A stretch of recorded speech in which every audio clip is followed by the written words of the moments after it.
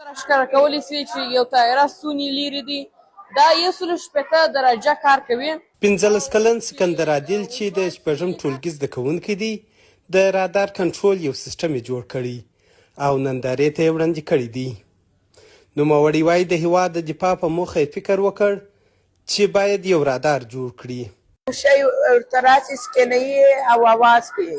له دې سره سم امان الله بیا د نابینایانو لپاره ځانګړې لکړه جوړه کړې څو د خطر پر مهال هغوی ته خبرداری ورکړي. دا زما پروژه ده او دا زما پروژه ده. اول به دا پروژه زه تشریح کړم.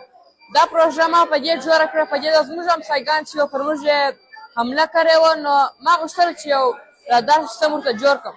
په دا رادار سیستم کې ما چې جوړ کړی دي سنسور دی، موټر دی، برډ بورډ دی، اډوینو دی او اډوینو ته چې موږ کوډونه ورکړي دي د سره مو کنیکټ کړي دي او دوی چې دی سنس کولی شي دلته سو د خپل سنسورونه او د اډوینو څخه دی کتلی شي چې دا ستوني لیرې دي. ما د لندو لکړه جوړه کړې ده. دا د لندو سره دا مرسته کوي چې د جوال ډبرې یا هم د لښتې څخه راوګرځي او هلته غوځار نه سي. که چیرې دی غوځار سي خوږ به سي یا یو څه به په وسي. که څه هم ړانده خلک شی نه ویني مګر اوري یې. دا داسې لکړه ده تقریبا دا ما په 1 ساعت کې جوړه کړې ده. سنسر، بزر، اډوینو بورډ او بیټري ته ضرورت دی.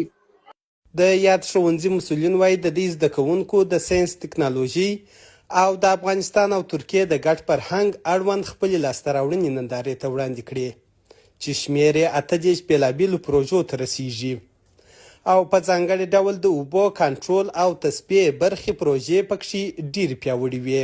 دوی له اسلامي امارت او سوداګرو غوښتنه کوي چې د دغو پروژو د پراختیا ملاتړ وکړي څو د هېواد د پرمختګ په برخه کې مهم رول ولوبوي.